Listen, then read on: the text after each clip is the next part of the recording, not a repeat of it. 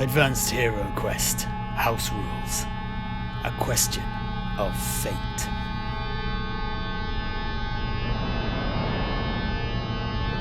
Dealing with the uninhibited amassing of fate points in Advanced Heroquest. As our games of Advanced Heroquest have progressed, something has quickly become apparent to me as the game's master. The steady accruement of fate points by the players has the potential to ruin the game. Fate points come in two forms, permanent and temporary. Every time an adventurer completes a quest, they gain fate points. Heroes get 2 if they complete the quest in one expedition. They get 1 if it takes 2 to 3 expeditions, and they receive none if it takes more than 4 expeditions. In our current campaign, and previous ones I have run, I have found it is quite common to complete quests in a single expedition, and so the fate points soon rack up. These are the player's permanent fate points, but it is a resource that only ever increases. This is a problem in my humble opinion. This pool of fate points dictates how many temporary fate points each hero has available at the start of each expedition. These are then spent during an individual expedition, but replenished in full when that particular expedition is over. Fate points can primarily be spent in one of 2 ways. The less used of these is for dice rolls. Rules, as written, allow for the use of a fate point to turn any failed dice roll into a success. We have toned this down for our games to only allow players to re-roll any of their dice rolls, rather than an automatic success. This feels more akin to the game mechanics you see in the current editions of 40k and Warhammer Age of Sigmar. I have absolutely no problem with this use of fate points. The second, and much more common use of fate points, is to negate all the damage suffered in a single turn. This is most often in combat, but could also be as a result of a trap or other event or encounter. This is a necessity in Advanced Heroquest. It is a deadly game, and a few lucky dice rolls on the part of one of the denizens of a dungeon can easily bludgeon a hero to death, especially in their first few adventures. This kind of mechanic is fairly common in role-playing games, and it gives the players a sense of specialness and protection. I too have no problem with this. So, I hear you say, what's the problem? Well, after the first few expeditions, the amassing of fate points, coupled with stat increases and the use of improved armor and weaponry, removes all the risk from the game for the players. As the players become tougher and their weapon skill increases, they become much more difficult to kill for your average monster, and even if significant amounts of damage get through, the players can simply draw on their slowly growing pile of fate points to negate it. Effectively, the players begin to play the game on God mode. If you think about the best adventuring games you can play on your computer or console, it is the challenge, the risk of death, failure, as well as a well-constructed narrative and story that keeps the players coming back to them again and again.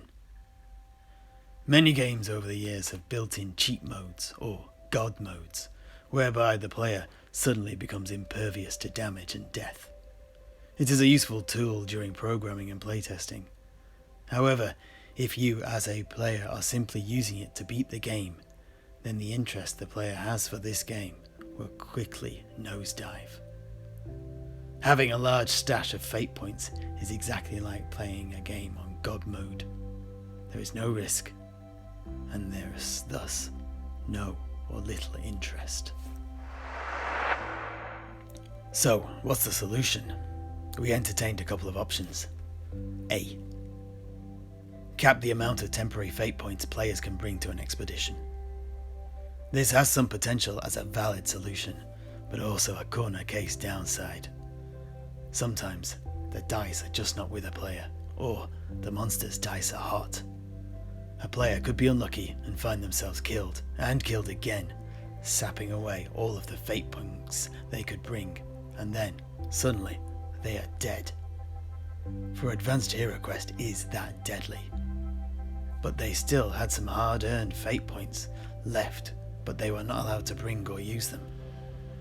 That's gonna leave a bad taste in that player's mouth, and potentially he may have just lost a player as well as a hero. Solution B. Give out a lot less fate points. Again, this is going in the right direction, but is only part of the solution in my opinion. It is also important to remember that fate points are your hero's rewards, in addition to the golden treasures they find. Taking away the carrot, but leaving the stick, can again disincentivize players. Solution C. Give the players other uses for their fate points. This is the road that we have decided to take. Accruing fate in itself is not a problem, but really, it's only getting used for one thing: making the player's characters immune to suffering damage, and removing all the risk in entering any dungeon. So, we decided to give our players something else to use both their permanent and temporary fate points on. Heroic skills. I've seen a few fan-made skill rules bolt-ons for Advanced Heroquest, but they always seemed clunky and stem from the treasure spending mechanic, which is already doing a lot of heavy lifting. Our idea was to give players the option of spending their fate on skills in the in-between expeditions phase, in lieu of buying stat increases. It will work like this. During the between expeditions phase, if a player has not spent any gold crowns on a stat increase, then they may spend one of their permanent fate points to learn a heroic skill. There are, of course, a few caveats. A hero must have at least 5 permanent fate points in order to purchase a heroic skill. Only one skill can be learnt in any between expeditions phase. During an expedition, the character's heroic skill can be used at any appropriate time, but it requires the player to spend a temporary fate point in order to do so. This set of rules is designed to give players an alternate use for fate points, give them a sense that their heroes are becoming stronger, and give them greater agency in-game by increasing the type and variety of actions they can perform. With this overarching design space created, it was then a matter of creating an initial pool of skills for any eligible heroes to choose from. I now present to you all of the skills we have come up with so far. There's a link in the video description if you wish to download and use these, and we'd love to hear your feedback, any in-game stories and how they affected your games, and any ideas for further skills or tweaks to these. Please let us know in the comments. Okay, let us begin. Whirling Death allows you to roll a hit dice for every enemy model adjacent to you as one action. Run and Charge gives you the ability to move, roll a d12, move the amount shown, and then attack. Mastercaster gives a wizard the ability to cast 2 spells as a single action. Fieldcraft gives you the ability to heal either yourself or another friendly adjacent model. Savage Strength allows you to double the amount of damage dice for a single attack. Lockpick allows you to open any door that is locked by conventional means. Hard as Nails gives you toughness 12 during a single combat phase. Smoke and Mirrors allows a hero to disappear and then reappear anywhere up to 12 squares away within line of sight. Parry makes enemies re-roll any successful hits against the hero during a single combat phase, but the hero's own attacks are also at weapon skill -2. Sprint allows your character to move double their movement allowance as a single action. Sharpshooter gives your hero ballistic skill 12 and +3 damage dice for a single ranged attack. Bomb Maker allows the hero to place a 5 damage fireball marker up to 6 squares away. As soon as any model touches the marker, it explodes.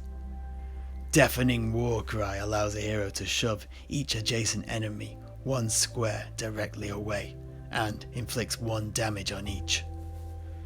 Treasure Hunter allows a hero to roll an extra die when rolling on any treasure chart and choose which one to use. A Tooth for a Tooth causes any damage inflicted on the hero to also be suffered by the attacker for a single combat phase. Disarm allows the hero to choose an adjacent enemy and disarm them. They must fight with their fists from now on. And Frenzied Attack allows a hero to roll an extra dice throughout this combat phase, but at weapon skill -1. You'll see these crop up from time to time in future battle reports, so I felt it was worthwhile just explaining what's going on with them. Thanks for watching, and enjoy your games.